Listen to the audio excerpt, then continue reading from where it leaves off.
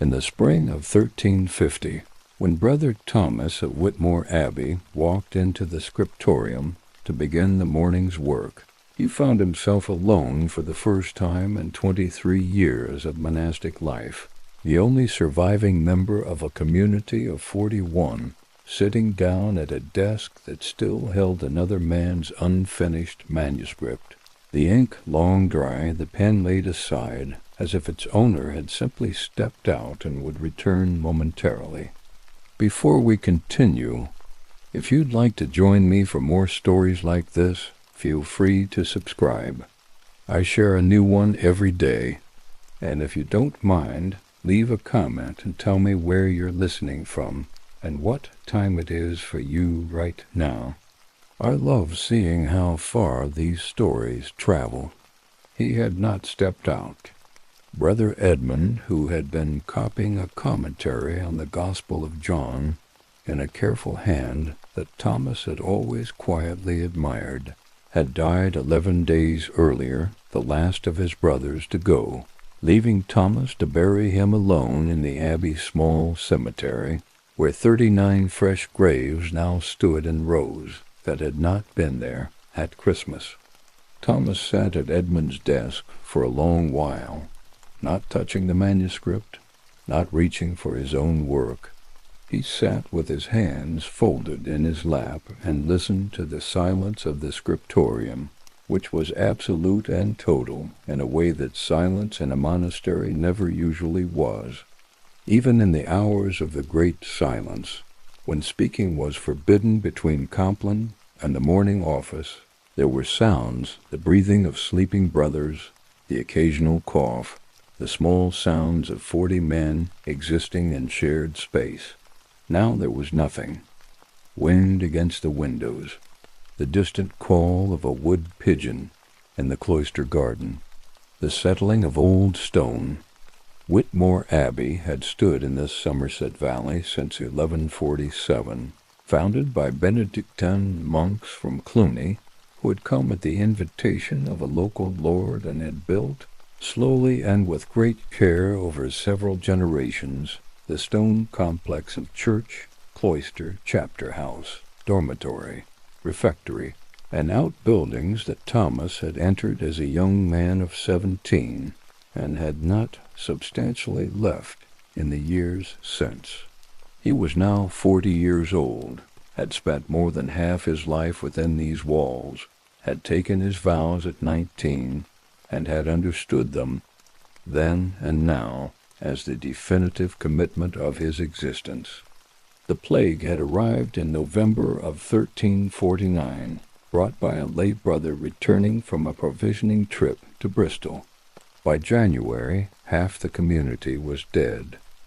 By March, all but Thomas. Why Thomas had survived was a question he could not answer, and had stopped trying to answer.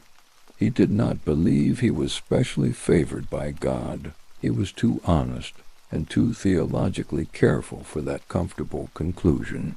He did not believe his constitution was superior to that of men far younger and stronger who had died quickly.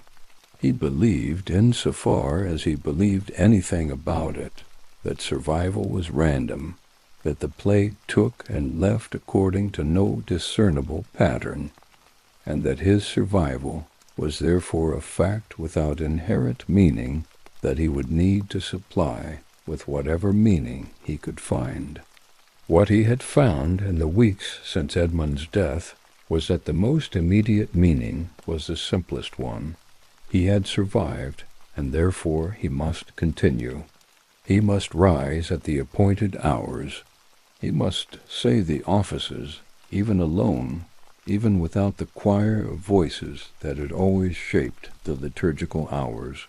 He must eat and sleep and maintain the basic disciplines of the life he had chosen, because without those disciplines he was simply a man alone in a large building waiting to die, and that was not what he was. He was a monk of Whitmore Abbey, sole surviving member of a community that had been in continuous existence for 203 years. That continuity was his responsibility now, his alone, and he did not take the responsibility lightly. The problem was, of course, that one man could not be a monastic community. The rule of Saint Benedict, which governed every aspect of his life, assumed a community, the abbot and his brothers, the shared liturgy, the common table, the chapter meetings where the rule was read aloud and the community's business conducted. The rule could be followed in its broad spirit by a single monk, but it was designed for the plural, and Thomas felt the missing plurality in everything he did. Morning prayers without the choir, meals eaten alone at the great table of the refectory, where 40 places had once been filled, the chapter house where he sat each morning in the abbot's stall because there was no abbot to sit there, and recited the appointed text to empty benches. The dormitory where he slept in his own cell, surrounded by the empty cells of his dead brothers, some still containing their small personal possessions, their books and their devotional objects, which Thomas had not yet had the heart to clear. He had been corresponding with the abbot of Glastonbury, the nearest Benedictine house, a man named Father William, who had himself survived his community's plague with 5 brothers remaining, and whose letters were careful and practically wise. Father William had written in February that Thomas should expect help in due course, that once the immediate crisis was past, and some of the road travel possible again, he would send monks from Glastonbury to help re-establish the Whitmore community. But the roads were still uncertain, the countryside still disrupted, and Thomas did not know when this help might come. In the meantime he managed. Each day he rose before dawn for vigils, standing alone in the cold choir stalls and chanting the night office in a voice that sounded strange to him, too loud without the harmony of others, too solitary in the vast stone space of the church. He said lauds at dawn, prime at 6, terce at 9, sext at noon, none at 3, vespers at dusk, compline before bed. The divine office structured his day as it had always structured his day, giving shape to hours that might otherwise have become formless and despairing. Between the offices he worked. He had always worked, the Benedictine motto of ora et labora, pray and work, was not aspirational, but descriptive of how his days actually proceeded. Before the plague, he had been the abbey's principal scribe, and had supervised 3 other brothers in the scriptorium. Now there was only his work, the ongoing project of the manuscript he'd been compiling for 2 years, a commentary on the Psalms that drew on the work of the great church fathers and incorporated his own meditation on each passage. The irony was that he had more time for this work than ever before, without the duties of community life, the chapter meetings, the care of the sick, the administrative tasks he'd taken on as the community declined, the burials. His days were strangely empty in their middle hours, offering a solitude for intellectual work that monks of earlier centuries had sought in hermitages and desert caves. He found he could not always use it. Sometimes the silence was too loud, and he would put down his pen and simply sit, or walk in the cloister garden, or go to the church and kneel before the altar without specific prayer. Just presence, just being there in the stone space where he had spent so many of his years. The cloister garden was where he felt the strangeness of his situation most acutely, because the garden had always been a social space, brothers walking the covered walkways, talking quietly in the hours when speech was permitted, reading in the corners, occasionally just sitting in the rare Somerset sunshine. Now he walked alone, his footsteps the only sound, the garden itself growing slightly untended for lack of the brother whose particular responsibility it had been. Brother Philip had been the gardener. He'd been a man in his 60s, originally from Wiltshire, with the deep patience that good gardeners develop, and a specific joy in growing things that Thomas had always found both admirable and slightly foreign to his own more bookish temperament. Philip had died in January, among the first wave, and since then the garden had been maintained only by Thomas's inadequate attempts to keep up with its most essential requirements. Thomas was not a gardener. He knew the names of the plants and their properties, knew which were useful for the kitchen and which for the infirmary, knew the general principles involved. But the subtle art of it, the accumulated knowledge Philip had brought to every corner of this enclosed space, was beyond him. The garden would have to wait for someone who understood it. There were many things waiting. The roof of the North Range needed attention, Thomas had noticed. In the weeks after the last deaths, that water was coming in somewhere above the dormitory after heavy rain. The mill needed maintenance. The granary had to be inventoried and managed. The accounts of the Abbey's properties and rents, which the bursar brother Matthew had maintained meticulously, were now in Thomas's imperfect hands. He was one man trying to do the work of 40. It was impossible, obviously, and he had made peace with the impossibility, or was making peace with it, day by day, in the way that you make peace with things that can't be changed and must be endured. He did what he could. The liturgy first, always that was the heart of everything, the non-negotiable core. Then the manuscript, when he had mental clarity. Then the practical maintenance, as much as one man could manage. He wrote long letters. This was perhaps the unexpected gift of his solitary life.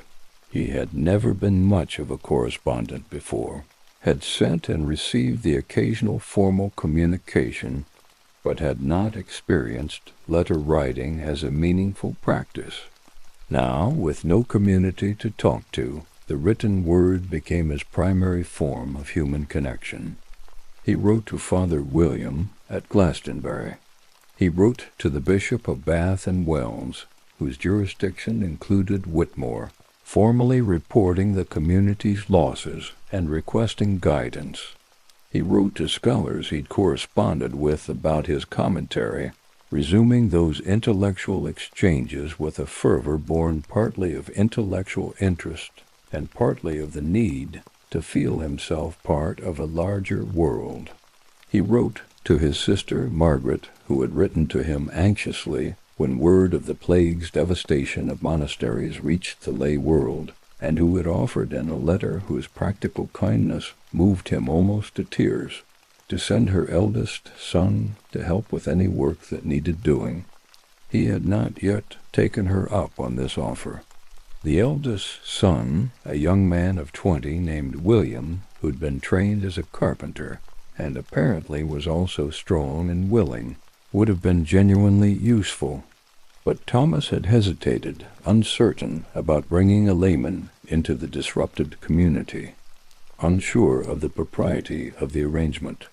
He knew this hesitation was perhaps excessive, perhaps even a kind of pride, the pride of wanting to manage without help, rather than acknowledging the obvious reality that he needed it. In April he wrote to Margaret accepting her offer. William arrived in May, coming on horseback from the family farm in Dorset, arriving at the Abbey gate with a cart of tools and a letter from Margaret, and a slightly nervous manner that was probably the natural response of a 20-year-old encountering the stark evidence of mass death that still marked the Abbey in multiple visible ways. Thomas met him at the gate, looking at his nephew tall, broad-shouldered, with his sister's coloring and a directness of gaze that Thomas found immediately reassuring. He felt something release in him that he hadn't known was held. The simple presence of another person, the sound of another voice saying his name. "Uncle Thomas," William said, with the careful respect of a young man addressing both an uncle and a man of God. "My mother sends her love and says, I am to do whatever you need." "Then you will be very busy," Thomas said, and heard his own voice catch slightly on the words. They stood in the gateway for a moment, and then William, with the practical instinct of someone not inclined to dwell in emotional moments, said, "Should I stable the horse?" "Yes, let me show you." They walked into the abbey together, Thomas explaining the layout, pointing out buildings and their functions, narrating the life of the place with the mixture of grief and pragmatism he'd been developing over the months of solitude. William listened without interrupting, taking in the information, his eyes moving across the stone buildings and the untended garden with an expression that was partly assessment, the carpenter and farmer looking at what needed doing, and partly something more human and more difficult to name. "How many died here?" William asked, as they settled the horse in the stable. 40. I was the only survivor." William was quiet. Then, "Mother will want me to ask, so I will. Are you all right?" Thomas considered the question, which was both simple and very complicated. "Most of the time," he said. "Not always. Some days the silence is manageable. Some days it's not.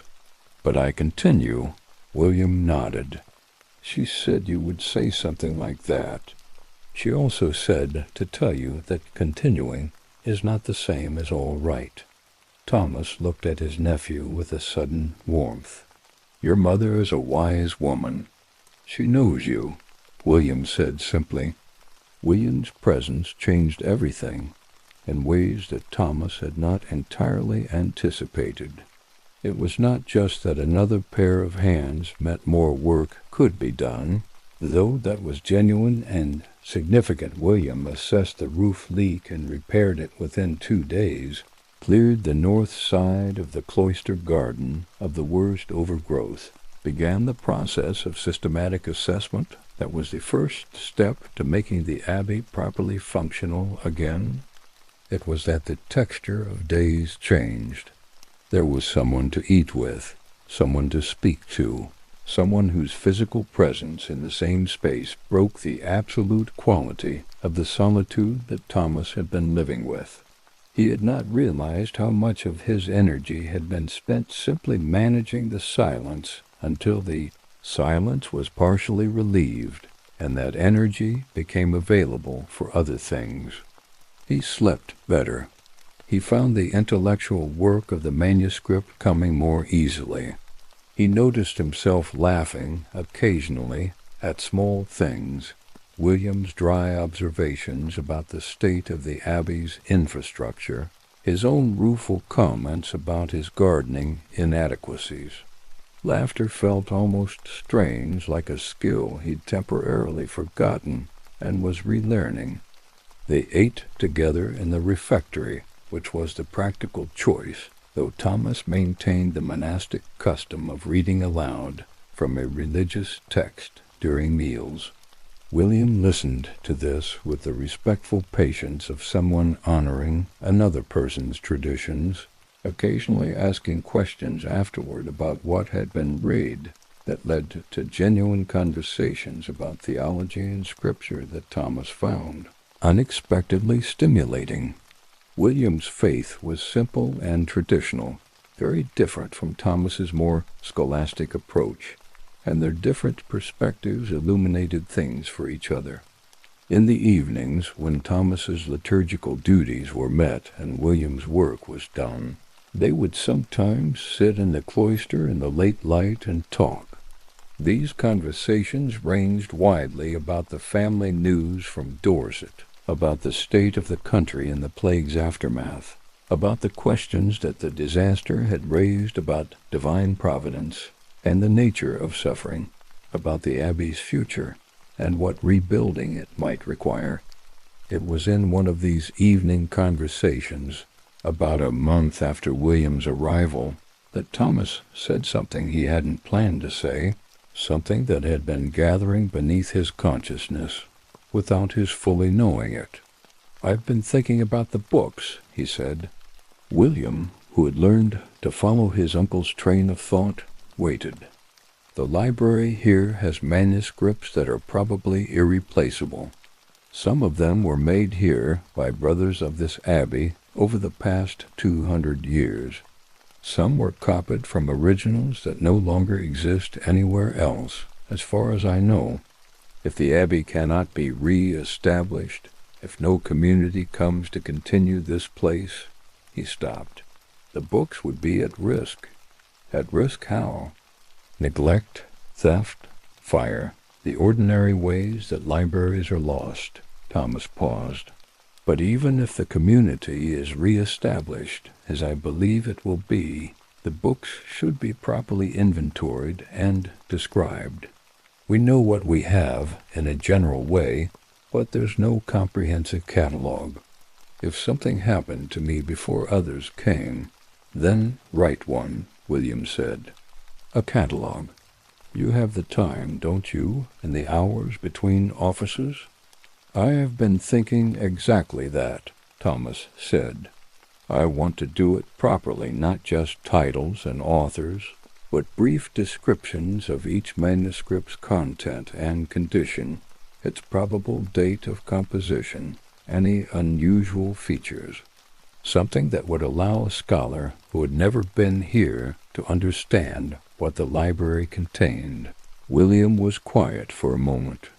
"Brother Edmund's manuscript," he said carefully. "The one on his desk. Will you finish it?" Thomas had not expected this question, though he should have. "I don't know," he said honestly. "It was nearly done," William said. "I saw it when I cleaned the scriptorium. 2 or 3 pages left to copy, it seemed. The original text it was being copied from is there too." Thomas nodded slowly. "Yes, I've looked at it. I've sat at his desk several times." He paused. "I was not sure whether finishing it would be right, whether it would be honoring him or presuming to complete what was his." "Could it be both?" William asked. And then, with the practical directness that Thomas had come to genuinely appreciate, the work would be done either way. The manuscript would exist either way. Whether it honors him or presumes on his work seems like something only you can decide. Thomas thought about this for several days. Edmund had been, of the 40 brothers, perhaps the one he'd known least well, in the paradoxical way that monastic life sometimes created distance between people who lived in close proximity. They'd shared the scriptorium, had worked side by side for years, had exchanged the practical words of collaborative work, but they hadn't been especially close in the way that Thomas had been close to the abbot, or to Brother Francis, who had been his cell neighbor for 15 years, and whose quiet laugh he still sometimes thought he heard in the dormitory. Edmund had been a private person, inward in his piety, precise in his work, kind in a contained way that didn't invite intimacy. Thomas knew that he'd come from York, that he'd entered the monastery at 22 after some early life experience that he'd never described, that he'd been at Whitmore for 16 years, that he was considered by everyone who knew his work to be an exceptionally careful copyist. This was the man whose manuscript sat unfinished on the desk, whose pen had been laid aside 11 days before his death when the sickness had first made copying impossible. Thomas sat at Edmund's desk on a Tuesday morning, with the unfinished manuscript before him and the original text beside it, and he read through what Edmund had completed. It was indeed close to done. The commentary on the final chapter of the Gospel of John, beautifully rendered in Edmund's careful hand, lacked only the concluding section and the formal closing that was convention. Thomas picked up Edmund's pen, not his own, but Edmund's, kept where it had been left, and he read the remaining text that needed to be copied, and he completed the manuscript. He worked slowly and carefully, doing his best to match Edmund's lettering, knowing he was not as precise a scribe as Edmund had been, but trying to honor the quality of the work. When he wrote the final words and drew the closing decoration, a simple device of interlaced lines that Edmund had used throughout, he felt something settle in him, a quietness that was different from grief. He cleaned the pen and set it down. Then he sat for a while, looking at the completed manuscript. At the point where his handwriting began and Edmund's ended visible, of course, to any careful eye, the slight differences in letter formation and spacing, and he thought about the nature of what had been done. A work begun by one man, completed by another. A conversation across death. Was this presumption, as he'd worried? He found, now that it was done, that it didn't feel like presumption. It felt like an act of the community, that monasteries were supposed to be one brother continuing another's work, the individual subsumed into the corporate project, the manuscript existing not as any one man's achievement, but as the Abbey's work, Whitmore's work, the accumulated effort of a community. He would note it in the catalogue he was planning Edmund's manuscript, completed by Thomas after Edmund's death. That transparency seemed right, seemed more honest than either claiming the work as his own or leaving it to appear entirely. Edmund's when the last pages were in different hands. He began the catalogue the following week, starting in the oldest part of the library, working systematically shelf by shelf. He described each manuscript with the care he'd have given to his own scholarly work. He wrote in Latin as was appropriate for a scholarly catalogue. Though he made notes in English alongside for practical use, there were practical items that Latin's formality made awkward, questions of condition and access and storage. The catalogue work was genuinely absorbing, which surprised him somewhat. He'd known the library well, had worked in it for 20 years, had a scholar's familiarity with the texts it contained, but systematic description required a different kind of attention, slower, more external, the kind of seeing you did when you were preparing to explain something to someone who had never seen it. And what he found, going through the manuscripts with this careful attention, was that the library was remarkable. He had known this in a general way, had been proud of Whitmore's collection, but systematic examination made the pride more specific and better founded. There were texts here of genuine rarity, a copy of Bede's ecclesiastical history that a paleographer would date, Thomas estimated, to the early 11th century. Several manuscripts of theological texts that he had never seen attributed to any other collection. An extraordinary psalter illuminated, probably made at Whitmore itself in the mid-13th century, whose imagery was unlike anything Thomas had seen elsewhere. This psalter became his obsession.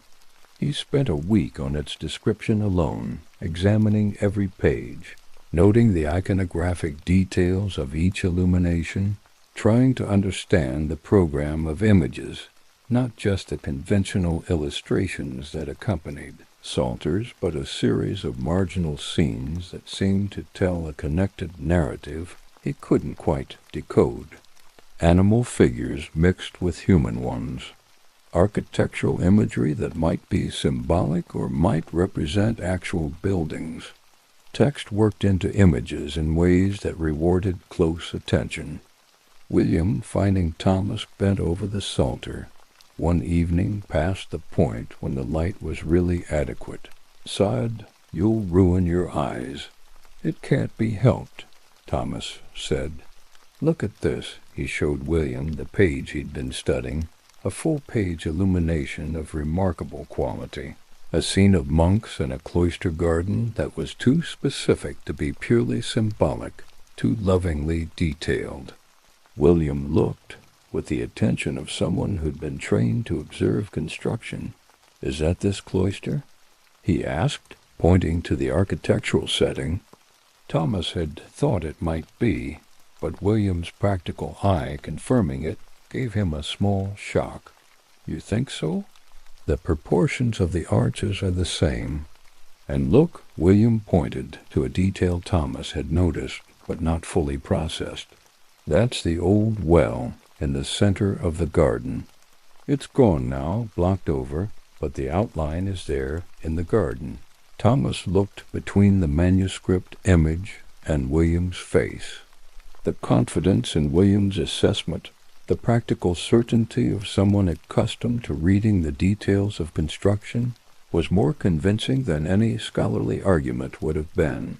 "So this was made here," Thomas said slowly, "by someone who sat in that garden and painted what they saw, at least in outline." 200 years ago, William said. Roughly, they sat with this understanding for a moment, the immediacy of it, the connection across time that the image created. A monk sitting in the cloister garden 2 centuries before, painting with painstaking care the space he inhabited daily, producing an image that Thomas was now holding in hands that had walked in that same space, prayed in that same church. "Write that in your catalogue," William said, "that this is our cloister." "I will," Thomas said, "though I'll phrase it more cautiously. The architectural setting is consistent with Whitmore's cloister arcade, suggesting the illuminator may have drawn from direct observation of the abbey." He paused. "More cautious, but accurate." William smiled. "Scholars," he said, with affectionate resignation, "summer came to the Somerset Valley, and Whitmore Abbey in summer was genuinely beautiful. The light in the church at Sext, when the noon sun came through the south windows and filled the nave with warmth, was something Thomas had loved since his first days here. The cloister garden, which William had slowly been bringing back into order, was beginning to respond to care. The lavender border that Brother Philip had maintained was still alive, having survived the year of neglect better than other plants, and its scent in the warm afternoons was a constant quiet presence. Thomas found himself standing in the garden more often than he used to, something he attributed partly to the change in his daily schedule, and partly to something harder to name, a desire to be outside, in the physical world that his years of scholarly work had perhaps suppressed. He would walk the covered walkways after terce, or sit in one of the stone benches in the afternoon sun, and sometimes simply be present without reading or working or even quite praying. He thought about this in a chapter, meeting with himself, a practice he'd maintained throughout, sitting in the chapter house and going through the form of the meeting that would normally involve the community. He had begun talking aloud in these sessions, which had started as a way to keep his voice from becoming strange from disuse, but had become something more, a way of thinking through problems, of examining his conscience, of attending to the questions his situation raised. He said in the chapter house on a morning in late June, "I am more peaceful than I was in the spring. I am not certain this is appropriate. The dead are gone. The community is gone. Everything that was built here over 200 years is gone. Peace in the face of this loss seems—" He paused, listening to his own words in the empty room. "It seems either like grace or like a failure of feeling. I don't know which." He sat for a while with this. "Perhaps both can be true," he said eventually. "Perhaps grace and failure coexist in the same person, and the task is not to resolve them, but to hold them both honestly."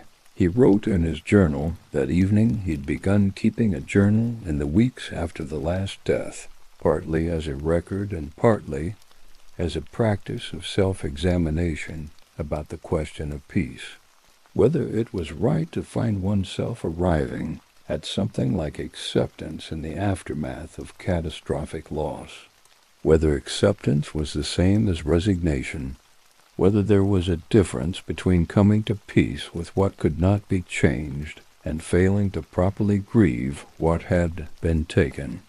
He did not find definitive answers, but he found that the questions themselves, carefully examined, were useful. They kept him honest. They prevented the comfortable slide into either false peace or performative grief. In July he received a letter from Father William at Glastonbury. 3 monks would be coming to Whitmore in September, with the possibility of more to follow if the re-establishment went well. They were young men. Father William wrote 2 novices recently professed, one slightly more experienced monk who had been at Glastonbury for 7 years and would serve as the temporary senior. Father William himself would come for a visit in the autumn to assess the situation and discuss how the community might eventually be properly reconstituted with a new abbot. Thomas read this letter 3 times. He felt things he didn't entirely expect. Relief, certainly. The end of the solitude he'd been managing was coming.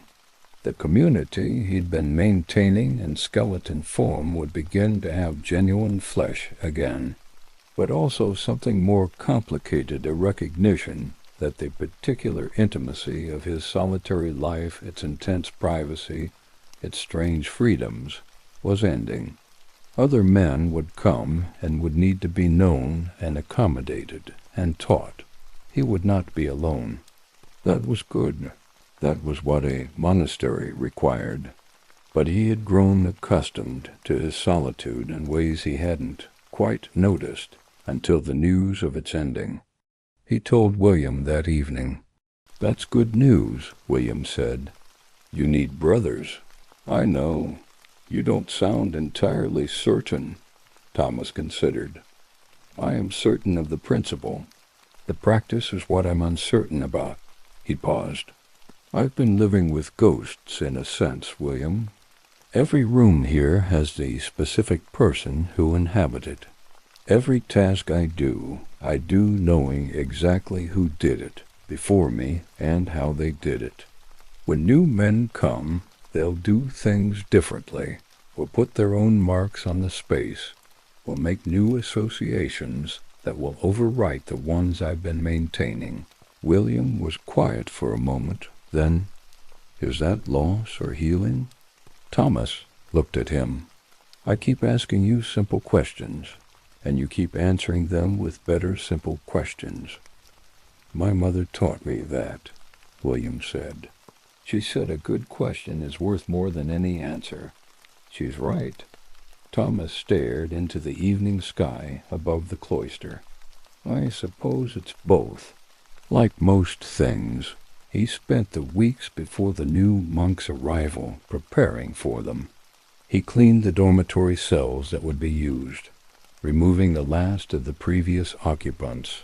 Possessions, a duty he'd been postponing for months, and placing those possessions in careful storage in a chest he'd kept for the purpose. Each brother's belongings were wrapped together, labeled with a name, kept together. He didn't know what would ultimately happen to them, whether there were families to notify, whether the items could be returned, whether they would simply become part of the Abbey's possessions eventually. But he gave each bundle the care of individual attention, the acknowledgement that these had been a specific person's things, had been chosen and used and valued by a man whose name he wrote carefully on the label. Brother Francis, Brother Edmund, Brother Joseph, who had been the youngest, 19 years old, dead in December before he'd been at Whitmore a full year. The work of making these packages was slow and sad and necessary, and he was glad he'd saved it for now rather than doing it immediately after the deaths, because he was more capable of it now than he would have been then. He also spent time in the church, which he hadn't altered at all during the months alone, the choir stalls still laid out for a full community, the spaces for each brother's place marked with the small worn indentations that years of use creates in wood. He would need to decide whether to rearrange this for the smaller community that was coming, whether to concentrate everyone in the choir stalls closer to the altar or to maintain the existing arrangement and simply have most of the stalls empty. He decided, after much thought, to leave the stalls as they were. He would assign the incoming monks to specific places, as the rule required, but he would leave the other stalls present and prepared. Empty choir stalls were not absence, they were expectation. They held the space for future brothers who would come in time, as the community slowly rebuilt. And they were acknowledgment of the dead who had stood in those places for years, whose particular presence had shaped the liturgy of this church, whose voices had been the voices of prayer here. The empty stalls said, "We remember." We do not fill everything immediately. We hold space for what was and for what will come. On a Tuesday in late August, William came to find him in the scriptorium with an expression that Thomas had learned to read as announcement. "I need to tell you something," William said. Thomas put down his pen. "I have to go home in October," William said. "My father's health isn't good. My mother needs me." Thomas nodded slowly. He had expected this, had known it couldn't be indefinite. William had given 5 months, which was more than he'd asked for, and more than he'd expected when he'd written, accepting the offer. "Of course. Your family needs you. The monks will be here in September. You won't be alone long after I leave. I know, and I'm grateful, William, more than I can properly express. You came when I needed someone, and you did what needed doing, and you—" Thomas paused. "You kept me honest, which I also needed." William looked slightly embarrassed, which was his usual response to gratitude. "You would have managed, I would have continued." "That's not the same thing." They looked at each other across the scriptorium, uncle and nephew, the older man shaped by a life of contemplation and prayer and scholarship, the younger shaped by practical work and family and the ordinary world. The connection between them, which had not existed really before William's arrival, had become something Thomas valued in a way that surprised him. Evidence, perhaps, that solitude had not made him incapable of genuine relationship, that the monastic practice of prayer and work had not sealed him off from the ordinary human ability to know another person and be grateful for their presence. "Will you come back to visit?" Thomas asked. "Of course," William said, as if there were no question. "My mother will insist on it." The monks from Glastonbury arrived on a cool September morning. Thomas received them at the Abbey gate as he had received William, but the dynamic was different. These were brothers, men who had made the same vows, who understood the life he'd been living alone in its own terms. Their arrival was both the end of solitude and the beginning of something he'd been waiting for without quite knowing it. Father William had chosen wisely. The 3 were Brother John, the more experienced monk, a quiet, careful man of about 35 who'd grown up in Somerset and who, Thomas learned gradually, had a gift for practical organization that the Abbey badly needed. Brother Peter, 23, slight and serious, who had already in a few years of monastic life developed a contemplative depth that was unusual and impressive. Brother Stephen, 25, more extroverted than the other 2, whose energy and genuine warmth immediately began to fill the spaces that had been empty. The first morning they celebrated the divine office together, all 4 voices in the choir stalls, beginning with vigils before dawn and proceeding through the hours of the day. Thomas heard the harmonies forming, heard the plural of prayer that had been absent for so many months, and felt something he could only describe as restoration, not of what had been before, which was gone, but of what the thing was meant to be, what it required to be itself. Brother John, sitting beside him at chapter the first morning, had looked around the empty stalls with an expression that Thomas recognized as the effort to take in something difficult. Afterward he said to Thomas, quietly, "Tell me about them, your brothers.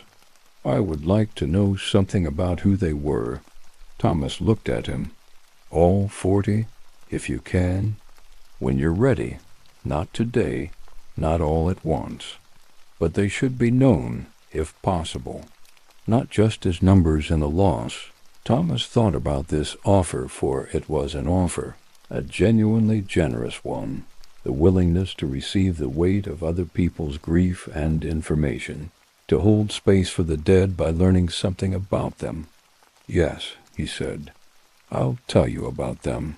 And he began over the following weeks, in the evenings or in the hours between offices, to tell Brother John, and gradually the others too, as they joined these conversations about the brothers of Whitmore.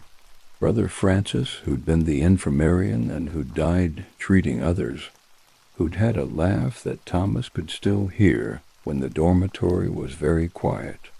Brother Philip, the gardener, who'd known the name of every plant in the cloister and had been teaching Thomas the names until he died. Brother Edmund, the careful scribe, who'd left an unfinished manuscript that Thomas had completed.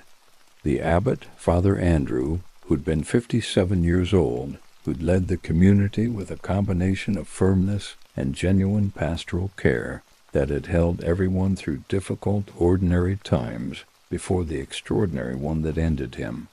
He told these stories and others, fitting names to the empty choir stalls and the cleared cells and the garden beds still bearing Philip's care. And something happened in the telling. The dead became more present and more past at once. More present because spoken of, acknowledged, given the specificity of human detail. More past because the speaking acknowledged the pastness, the completion, the fact that these were men who had been here and were gone and would not return. This was, Thomas thought, what the prayers for the departed were for. Not because prayer could change the dead man's situation. Thomas was too careful a theologian for that particular comfort, but because the act of praying for someone maintained the connection, insisted on the continuing significance of a life, refused to let death have the last word about value and meaning. You prayed for the dead because they deserved to be prayed for, because their lives had mattered, because the community of prayer extended beyond the boundary of death in ways that might not be fully comprehended, but were real nonetheless. On the Feast of All Souls in November, Thomas led the 4 of them through the long office of the dead that he'd been saying alone for nearly a year, reading the names of the 40 brothers into the candle-lit church, the other monks responding with the ancient prayers for the departed, the stone walls of the church receiving these names as they'd received prayer for 2 centuries, and would receive it, God willing, for 2 centuries more. Brother Stephen, who was young enough that his faith still carried the uncomplicated fervor of the recently committed, said to Thomas afterward, "Do you think they can hear?" "The dead, I mean. The prayers we say for them." Thomas considered. "I don't know. The theology is uncertain, and honest men disagree about the nature of the departed's awareness. But I know that we need to say the prayers. I know that saying them is an act of love, and that love is never wasted, even when we cannot see its effects. I know that when I speak their names, I remember them more completely, And that seems important, perhaps especially important for those who have no one else to remember them. Stephen nodded slowly. All 40. Did they all have families? Most, though some were estranged from their families, as sometimes happens when a man enters monastic life and the family doesn't fully understand or accept it. And some of their families have likely died in the plague as well. There may be no one outside these walls who speaks their names. Then we must, Stephen said, as long as we're here. Yes, Thomas said, as long as we're here. The catalog was nearly finished by December. Thomas had spent 5 months on it, and the result was a document he was genuinely proud of. Detailed, accurate, useful in the scholarly sense, but also in a more human sense. A record of 2 centuries of Whitmore's intellectual and spiritual work, the accumulated reading and copying and composing of generations of monks, made visible and accessible in a way it had never been before. He bound the catalog carefully and placed it in the library, and wrote to Father William at Glastonbury describing its completion, and received in return a warm letter that said Father William planned to come himself in the spring to see the community's progress and to begin the process of establishing its permanent future. On Christmas Eve, the 4 monks celebrated midnight mass in the church that Thomas had maintained alone through nearly a year of solitude. 4 voices were not 40. The choir stalls were mostly empty. The community was only beginning its rebuilding. But the candles were lit, the prayers were said, the Gospels were read, and the ancient liturgy proceeded as it had proceeded in this church for 200 years, carrying within it all the Christmas masses that had come before, all the voices that had filled this space in previous years, all the dead who had prayed here and gone ahead. Thomas stood in his choir stall and looked along the row of empty stalls, at the candle flames reflecting in the dark wood, at the windows showing the cold winter stars, and he thought about what had been and what was and what might be. He thought about Brother Edmund completing his manuscript in this church's scriptorium. He thought about the illuminator of the Psalter sitting in the cloister garden 2 centuries before, painting what he saw. He thought about his nephew, William, now home in Dorset with his family, who would perhaps come in the spring as he'd promised, and who would find a different place from the one he'd helped to recover. He thought about the 40 brothers whose names were carved in the stones of the cemetery, and in the record of his memory, who had prayed in these stalls and worked in these rooms, and given their lives to this place. And he thought about the 3 young men beside him in the choir, their voices rising in the Christmas liturgy, their newness to this place making them carry it differently than he carried it, but carry it nonetheless, genuinely, with the commitment that the life required. It was not what it had been. The plague had ended one chapter and begun another, had taken away the community he'd known and left in its place the possibility of a different community, smaller for now but alive, saying its prayers in this old stone church on a winter night, maintaining the practice that linked them to everyone who had maintained it before. This was what continuity looked like, Thomas thought. Not the preservation of exactly what was, but the persistence of what mattered through all the transformations that time and catastrophe required. The prayers for the departed were prayers for the future too, acknowledgment that what had been mattered, that the lives lived here had shaped the space, that the dead were part of the community's ongoing life even in their absence. After midnight mass, they stood in the cloister for a moment before retiring. The night was clear, cold, the stars very bright above the open square of sky, above the cloister garden. William had repaired the lavender border, and it would bloom again in summer, as it had bloomed every summer Thomas could remember, as it would bloom in summers he would not be alive to see. "Thank you," Thomas said to Brother John, who stood beside him. John looked at him with slight surprise. For what?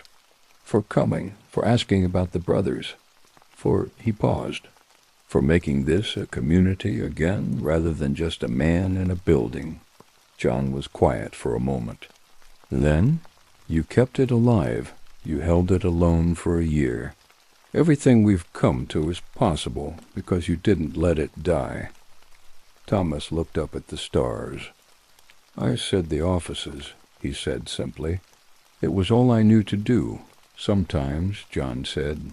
"That's enough." They went inside, the door of the cloister closing behind them, the church standing as it had always stood in the winter dark, its stones holding the cold and the history and the prayers of many generations, waiting for morning and the offices and the continuing, ordinary, extraordinary work of a life given over to prayer, one day and one year and one century at a time.